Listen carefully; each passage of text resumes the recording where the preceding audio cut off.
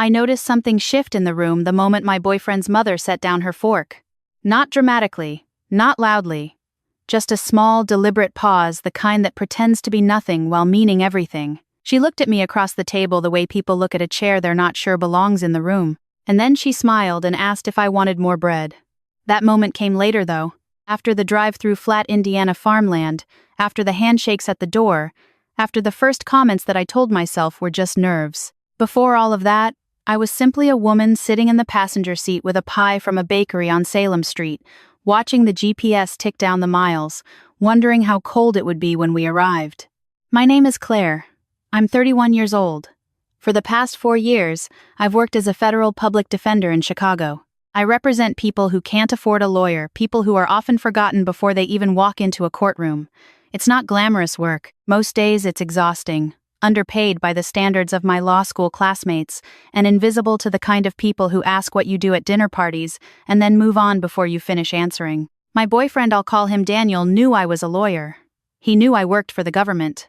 He knew I went to law school at Northwestern, that I passed the bar on my first try, that I sometimes got calls at 11 at night and had to step outside to take them. He just never asked the specific question, and I never volunteered the specific answer. It wasn't a lie, but it wasn't the whole truth either. Daniel and I met at a farmer's market on a Saturday in October. I was buying apples. He was buying nothing in particular, just walking, which he later told me he did when he needed to think. We talked for 40 minutes standing next to a table of winter squash. He was a high school history teacher. He coached junior varsity basketball on Wednesdays. He drove a truck with a dent on the passenger side that he'd been meaning to fix for 2 years. I liked him immediately, not because of anything impressive, but because he asked follow-up questions. Most people don't. When I told him I was a lawyer, he said, "Oh, interesting, what kind?" I said, "Criminal defense." He said, "Like on TV?" I laughed and said, "Sort of, but less dramatic and worse coffee." And that was it. That was the whole conversation about my career for the first 3 months. He didn't ask about salary. He didn't ask about my caseload, my clients, the nature of the cases. He just moved on, asked me about the apple variety I'd chosen, told me his grandmother used to make a specific kind of pie. We stood there another 20 minutes talking about pie. That was the version of me I wanted to stay in. The thing about being a federal public defender is that most people, when they find out what it means, either become very quiet or very opinionated.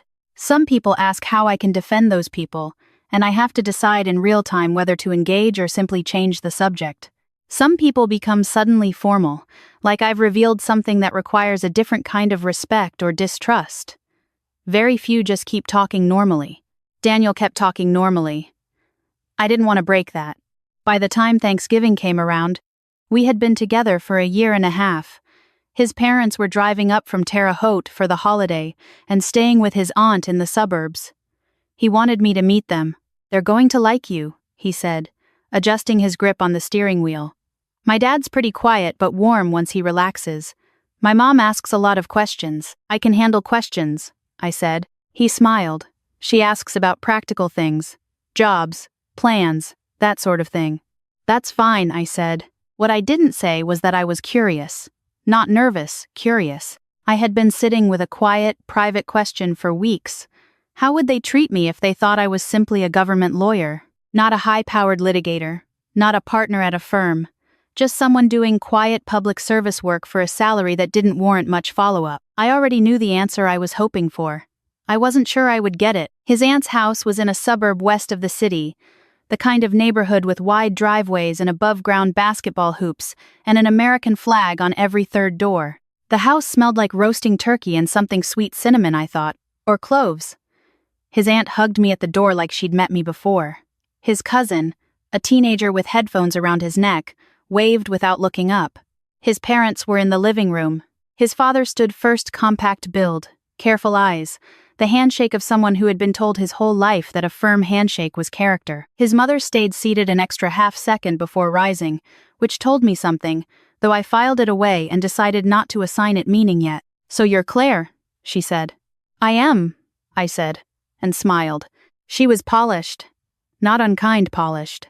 The kind of woman who had already formed a picture before I walked in and was now comparing it to the original. I watched her take in my coat, my shoes, The pie I was holding? I watched her decide something. Daniel says you work in law, his father said, lowering himself back into the armchair. That's right, I said. Criminal defense. I work for the Federal Public Defender's Office. His father nodded. Public defender. So court-appointed cases? Mostly, yes. People who can't afford private representation. He nodded again, and something in his expression settled not into dismissal exactly, but into a kind of cataloging. The way you file something under not what I expected without saying it out loud. Good for you, his mother said, in the tone people use when they mean something slightly different. We moved to the table an hour later. Daniel's aunt had made everything from scratch, and she talked about each dish with genuine pride, the cornbread dressing, the green beans with smoked ham, the sweet potato casserole with the pecans on top. I helped carry things from the kitchen, which felt natural, and I sat next to Daniel across from his parents. The conversation at dinner had a rhythm I recognized. His father talked about retirement, what he missed about work, and what he didn't. His mother asked Daniel about school, how the students were, whether administration had gotten any better, whether he was thinking about moving up into a department chair role someday. More stability, she said. More security. Daniel said he liked being in the classroom. She smiled tightly and moved on. His father turned to me at some point and asked who I worked for again. The Federal Public Defender's Office, I said. Right. So, public servants. Government salary. Yes. He glanced at his son and then back at me. That's admirable, he said. It's just I always thought lawyers made good money. Some do, I said. It depends on the kind of law. His mother jumped in smoothly. Daniel's cousin Rachel is in law school. She's going corporate. Her mother says the starting salary at those big firms is just remarkable. She didn't look at me when she said it. She looked at her plate. I ate my turkey. I thought about my caseload. I thought about the man I'd been representing for 8 months on a federal drug charge, about the 3 motions I'd filed in the last 2 weeks, about the call I'd gotten at 6 a.m. from his family. I thought about what public service meant versus what it looked like at a Thanksgiving table. Somewhere between the green beans and the pie, Daniel's mother asked me how long I'd been doing this kind of work. About 6 years, I said. I clerked for a federal judge after law school, then went straight to the defender's office. You clerked for a judge? His father looked mildly surprised. Yes, Judge Holloway, in the Northern District. Is that difficult to get? It's competitive, I said simply. His mother smiled with her mouth. Well, you must enjoy helping people. It's sweet that you're willing to do that kind of work. I looked at her. I don't think of it as sweet, I said gently. I think of it as necessary. She blinked once, then reached for the bread basket. After pie, the adults moved back to the living room. Daniel's father asked Daniel about the basketball team. His mother showed his aunt something on her phone. I sat in the corner of the couch with a cup of coffee that had gone slightly cold, watching the room, thinking, no one asked about my cases. No one asked what federal criminal defense actually involved. No one wondered aloud about the complexity of what I did or the years it had taken to build the skill to do it. I was, in the geography of that room, a pleasant footnote to my boyfriend's life. Daniel's girlfriend does something in law. Good for her. I wasn't angry. I want to be clear about that. There was no cruelty in that room. But there was a current running underneath everything, an assumption so comfortable it didn't need to be named. She's fine. She's not remarkable. She does government work. I stayed quiet and let the evening be what it was. In the car on the way home, Daniel asked how I thought it went. Fine, I said. Your mom's put together. He laughed a little. That's diplomatic. I looked out the window at the dark, flat highway. She's just trying to figure out if I'm going to take care of you, I said. He was quiet for a moment. Is that bad? No, I said. It's just not the right question. He didn't respond. I didn't push it. A month later, something happened that I hadn't planned for. One of my cases, a case I'd been working for over a year, was dismissed on constitutional grounds. A suppression motion I'd filed 7 months earlier had finally been ruled on, and the judge agreed with every argument I'd made. It was, by any measure, a significant win. The kind that doesn't make the news because the clients don't make the news, but that lawyers in my field pass around quietly because they understand what it took. My supervisor called me that afternoon. Then a colleague from the U.S. Attorney's Office, which almost never happens. Then a federal judge I'd appeared before, exactly twice, sent me a note through the court clerk. By the end of the day, I had 3 law journals requesting comment and a reporter from the Chicago Tribune leaving a message. Daniel was at practice when the calls started. I sat in my office and answered what I could and thought about whether to tell him all of it. That evening, he came over, and I was still on my laptop. "Big day?" he asked. "One of my cases got dismissed," I said. "Constitutional violation. It's a pretty significant ruling." He set down his bag. "Oh yeah? That's great." "A reporter called," I said. He looked at me differently then. "A reporter? For what?" "The case. It has implications for how evidence is handled in federal drug prosecutions. People in the field are paying attention to it." He sat down across from me. "I didn't know you were working on something like that." "I've been working on it since before we met," I said. He was quiet for a long time. Then he said, "Why didn't you tell me?" And I said something I'd been thinking about for a while. "Because I wanted you to stay curious about me for the right reasons." He looked confused, not upset confused. "I am curious about you." "I know," I said. "I'm not accusing you of anything. I've learned to wait and see." He nodded slowly, though I could tell he was still processing. 2 weeks later, he told his parents about the ruling. He mentioned it casually. They'd called on a Sunday, and he'd brought it up the way you mention news from someone you love, the way it comes out naturally when you're proud of someone and aren't trying to perform it. His mother called me directly the next day. It was the first time she had ever called me directly. "Claire? I had no idea," she said, with a warmth in her voice that hadn't been there at Thanksgiving. "Daniel told us about your case. That must have been such hard work." "It was," I said. "How long did you say you've been doing this?" 6 years. "And you went to which law school?" "Northwestern." There was a pause. "I didn't realize." I held the phone and looked out the window for a moment. "It didn't come up," I said gently. She shifted. "Well, we'd love to have you for Christmas. If you and Daniel are staying in the city, we'd like to come up. Show you some of our favorite spots." I said we'd love that. When I hung up, I sat with the feeling for a while. It wasn't satisfaction. It was something more complicated and less comfortable than satisfaction. Daniel noticed it that evening. "My mom seemed excited to talk to you," he said. "She did," I agreed. "Is that good?" I thought about how to answer. "It's real," I said finally. "Whether it's good depends on why." He frowned. "What do you mean?" "She didn't call because she found out I'm a good person," I said. "She called because she found out I went to a good law school." He opened his mouth, then closed it. "That's not a criticism of her," I said. "It's just a fact, and facts matter." He sat down. "I feel like I'm supposed to say something here and I don't know what it is." "You don't have to say anything," I said. "I'm just telling you what I noticed." "Did you feel that way at Thanksgiving?" he asked. "Like they weren't treating you right?" I considered the word. "They were polite," I said. "But polite and respectful aren't the same thing." He looked at the table. "I didn't protect you." "No," I said. "You didn't." He flinched. Not dramatically, just a small tightening around the eyes. "I kept waiting for you to push back when your mom made the comment about your cousin," I said. "The one about corporate law salaries. I didn't need you to defend me. I just needed to know you noticed." "I noticed," he said quietly. "I know. But you let it go." He was quiet for a long time. "I didn't want to make it a thing at the table." "I understand that," I said. "I grew up in a family like that too. You don't make things into things." But somewhere in that silence, I disappeared a little. He looked up. "I'm sorry. I'm not asking for an apology," I said. "I'm asking you to understand the difference between keeping the peace and keeping score. Your family was keeping score. You knew it, and you stayed comfortable." He didn't argue with that. I appreciated it. Christmas was different. His parents drove up and we met at a restaurant downtown, a nice one. Not so nice as to feel like a performance, just good food in a warm room. His mother arrived first and hugged me the way she hadn't at Thanksgiving. A real hug, arms that meant it. She asked about the case. She asked careful, thoughtful questions not about prestige, but about the person at the center of it. "What happens to him now?" she asked, meaning my client. "He goes home," I said. She nodded, and something moved across her face. Something like recalibration. His father asked about my caseload. About how many clients I handled at once.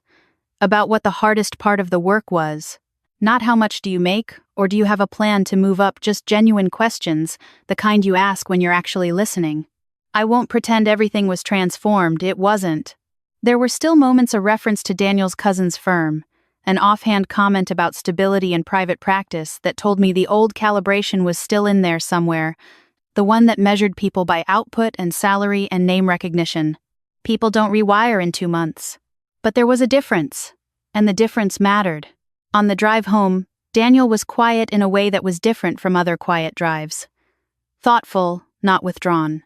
"My dad liked you," he said. "I think so," I agreed. "He told me on the way to the bathroom. He said, 'She's serious.'" Daniel smiled faintly. "That's a compliment. From him." I smiled back. "I know." He tapped the steering wheel twice. "I've been thinking about something." "Okay." At Thanksgiving, when my mom made that comment about Rachel's salary, I told myself it wasn't a big deal. That she wasn't targeting you. That it was just conversation. "It probably wasn't targeted," I said, "but it still landed," he said. "Yes." He exhaled slowly. "I think I've spent my whole life watching my parents measure people and just accepting it as background noise. Like I couldn't hear it anymore. But you heard it." "I hear it because I've been on the receiving end of it," I said. "You hear silence differently when it's about you." He nodded. Then, after a moment, "Would you have stayed with me? If the case had never happened, if my mom had never called, would you have said something eventually?" I thought about that honestly. "Yes," I said. "But I was waiting to see if I had to." "Meaning?" "Meaning I wanted to know if you would see it on your own, without a news article, without a judge's ruling." He was quiet. "That's a test." "It's not a test," I said. "It's attention. I pay attention to how people behave when they think nothing is at stake. That's when you find out who they are." He drove in silence for a few minutes. The city lights moved past the windows, quiet and familiar. "I failed," he said. "You're in process," I said. He glanced at me. "Is there a difference?" "There's a huge difference," I said. "Failing means you stopped. In process means you're still in it." He nodded once. I could see him absorbing that, not just the words, but the weight behind them. A few weeks into January, something small happened that I keep coming back to.